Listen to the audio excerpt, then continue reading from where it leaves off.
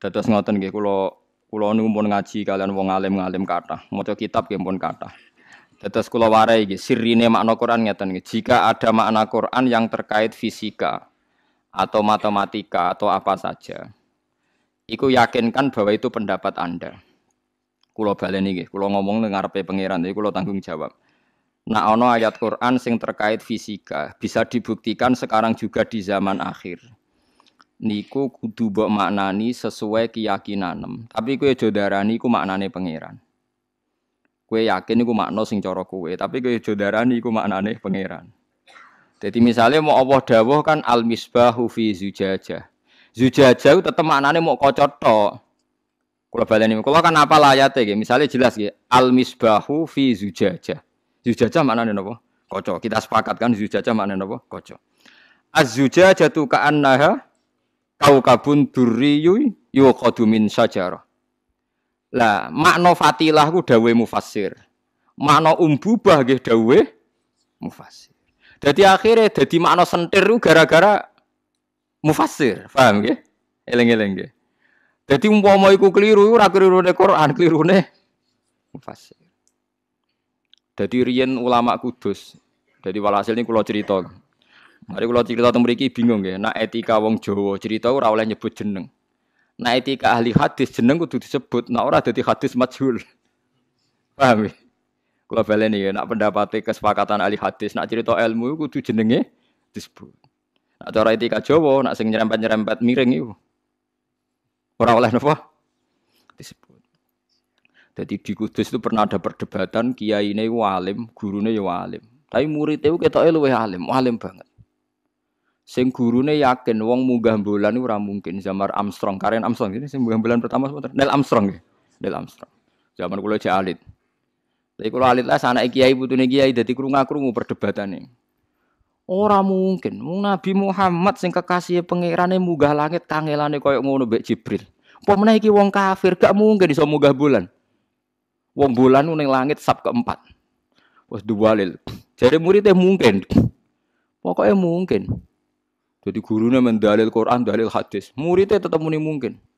Suwengi debat. Bareng debat mulai bar Isya sampai jam 3 ora putus. Suwe-suwe gurune kakuati mbek mutung. Pokoknya cara aku ora mungkin. Nggih pun Mbah nek cara jenengan gak mungkin. Alhamdulillah ampun putus nih. Lu kok ngenyek aku. Lagi tapi kisah nyata. Iku mutawatir ning antar kiai. Kowe ngenyek aku ya. Mboten, Mbah. Pokoke nek cara jenengan ra mungkin pun kula setuju. Nek sementing cara kula tetep mungkin. Akhirnya gurune mbalen, "Wong ngajak debat lah." Mboten pun taslim niki pun bener. Jenengan muni cara kula niku pun bener. Jenengan muni cara kula wis bener. Cara jenengan gak mungkin, cara kula mungkin. Lha nek kowe wis taslim kok mulai mau debat, lho masalahe jenengan muni cara Allah. Padha ora roe kersane Allah, Pak. Ora kacer. Murid kok ora kacer. Dekne mau muni ra mungkin menurut Allah, menurut Rasulullah men dalil Quran, dalil hadis. Lha iku kula sing ra trimo, ora mesti nek cara Allah ngoten, jenengan ya ora ro Allah. Padha ora roe. Lah nek muni jenengan cara kula mboten napa-napa niki. Cara jenengan ra mungkin, cara kula mungkin. Lah dalam hal ini semua ulama sepakat bener muridé. Karena zaman Sayyidina Umar radhiyallahu anhu ketika beliau sering benar. Kalau ulang-ulang ya, zaman Sayyidina Umar Sugeng ketika beliau sering benar, tiap keputusannya itu sampai dikultuskan hadza hukmullah. Ini hukumnya Allah. Akhirnya Sayyidina Umar duka pidato, la taqulu hadza hukmullah wa qulu hadza hukmu Umar. Kamu jangan pernah bilang ini hukumnya Allah, tapi bilang ini keputusan Umar. Karena kalau benar bisa keputusannya Allah, kalau salah biar tetap keputusannya Umar. Betul. Ada beberapa keputusannya Umar yang diyakini salah terus dirubah. Bahkan zaman Umar cek Sugeng. Sing masyhur ge masalah hajariyah, masalah yang miyah ning bab napa faraid. Dadi ning bab faraid itu ngeten, pokoke tak terangno nggih. Tak terangno gambarane. Ning bab faraid itu lucu, pokoke nak sakik, dulur sakik iku asobah, paham nggih.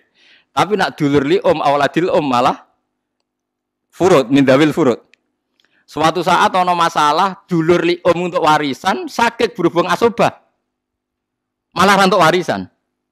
Akhirnya si orang tadi nyoal, ya Umar, halla abuna kana hajaron mulkon fil yammi. Atuk bapakku anggap ae mati, watu sing dibuak ning segara. Dadi bapakku ora ana gunane. Terus Umar jangen-angen, iya ya nek bener e. Mergo nak akhun sakik, iku berarti yo tetep duwe akhun lium. Nak akhun lium ora mesti akhun sakik. Saiki bapake dibuak wae. Nak bapake dibuak berarti mau dihitung lium. Walhasil Umar Syekh Sugeng pun menangi. Oh iya, sodakta kata Umar, sodakta. Intinya gini ya, apapun hebatnya ulama, Anda jangan pernah bilang itu hukumnya Allah. Dalam hal istihad loh ya, dalam hal apa? Istihad. Karena bisa salah. Mulane muridnya mau muni. Lah itu zaman Nabi Sugeng ketika Sa'd bin Ubadah jadi pemimpin nggih ngoten. Jika Anda perjanjian sama orang kafir, maka kamu jangan pakai nama Allah. Pakailah atas nama kamu. Karena jika perjanjian ini dilanggar lebih ringan karena hanya atas nama kamu. Tapi kalau atas nama Allah, kalau dilanggar itu berat. Sehingga mulai ketika Nabi ngendikan itu jadi mentalnya Sayyidina Umar sampai jadi mentalnya sakniki. Semua ulama niku kalau masalah ijtihad jangan pernah bilang itu hadza hukmuwah karena nanti ngatasnamakan apa? Tuhan. Tapi muni ini keputusan saya. Ya kadang ketok salah. Di pulau sing nyata nggih min alakin Solo gadah trauma tenan. Khalaqal napa Iqra bismi rabbikal ladzi khalaqal insana min alaq. Kulo gadah pengalaman ketika jadi tim tafsir. Ini nyata pengalaman saya. Pak Quraisy Shihab itu min alakin itu ditafsiri zigot. Zigot itu semacam jenis pokoknya wong Arab itu macamnya kholaya. Jadi mani, sperma itu ada sekian ribu zigot. Nah itu yang berhasil naik ke dinding rahim, itu dianggap zigot yang sukses. Terus ini nanti janin. Jadi embriologi yang jadi apa? Janin. Yang enggak berhasil naik di dinding rahim, nanti hilang. Nah, hasil zigot ini naik, terus ada yang menempel. Lah menempel itu bahasa Arabnya aliko ya'liku alakon. Nah, sehingga orang-orang dokter modern di Al-Azhar, di Syria, di mana-mana maknane alakin zigot sing menempel. Kiai kuno kadung maknani segumpal darah. Wah iku nak ning Mesir Al-Azhar diguyu, segumpal darah kluron. Dadi guyonan, segumpal darah itu dadi apa? Karena menurut teori medis dalam proses embriologi itu tidak pernah melewati segumpal apa? Darah. Mulai sperma itu enggak pernah ngalami segumpal darah untuk jadi apa? Janin. Makanya kalau sampean baca terjemah saya di SUI itu alak itu ya tak maknani sesuatu yang menempel. Mergo ape maknani segumpal darah wis kadung kula nanti diskusi sama pakar-pakar tafsir seluruh dunia ora trimo Indonesia. Lah zaman Said Ramdan Al-Buti Sugeng niku murid-muridnya kula surati kan kata sing kaca kula takon-nakokno zaman Said Ramdan Al-Buti Sugeng. Ya beliau akhirnya cerita, saya pernah tanya dokter muslim yang soleh. Apa betul dalam proses janin itu ada segumpal darah? Mereka tertawa-tawa. Yang ada itu kholaya itu tadi semacam zigot sing nempel. Enggak ada proses segumpal apa darah. Nah, sehingga kalau Anda maknani min alakin itu segumpal darah itu makna Anda. Anda jangan nyalahkan Quran. Maksudnya kalau Anda itu paham ya? Quran hanya bilang alak segumpal darah itu. Sampeyan sing maknani kan paham ya? Karena secara bahasa ya mungkin loh. Aliko ya aliku alakon. Pokoknya sesuatu sing nopo nempel kados teng alfiah wa ulqatun hasilatun kan ulqah sesuatu sing nempel.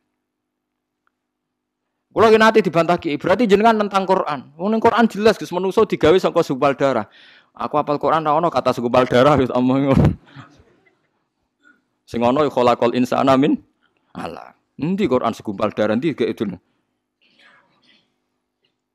Lah itu kadang klirune kita sing nentang makna segumpal darah darane nentang Quran. Padahal ono ning Quran lafadz segumpal darah. Ya kira-kira gitu. Tapi kulo gak ada khilah, gak ada alasan luwet. Saya tetap setuju sama kiai-kiai maknanya segumpal darah. Karena dalam balaghah itu sah saja ngomong dengan jenis. Misalnya ruhin diciptakan dari darah. Ruhin diciptakan dari tanah. Artinya jenis yang ada pada ruhin itu darah. Atau jenis yang ada pada ruhin itu ada unsur tanah. Tapi kowe aja tau di keyakinan nak manusa digawe lewat proses segumpal apa? Karena kita tahu kan awalnya sperma terus dari sekian ribu zigot yang bisa naik ke dinding rahim yang jadi napa janin. Nah itu contohnya kayak gitu. Mulane murid ini kita anggap pinter tenan. Bareng jam 3 wis kesel. Pokoke cara aku ora mungkin. Pun mbah niki pun clear niki pun clear. Sing penting jenengan apa muni qala Allahu taala niku. Akhire Masalahnya mau dibantah ternyata perkara ini sidik-sidik dalil qala Allah taala. Paham ya? Terus niki penting kula aturaken. Dadi aja geman kedarani wong nentang Quran. Jarang nak wong Islam. Nak nentang maknane Quran mungkin mergo subjektivitas mufassir. Nggih subjektivitas to.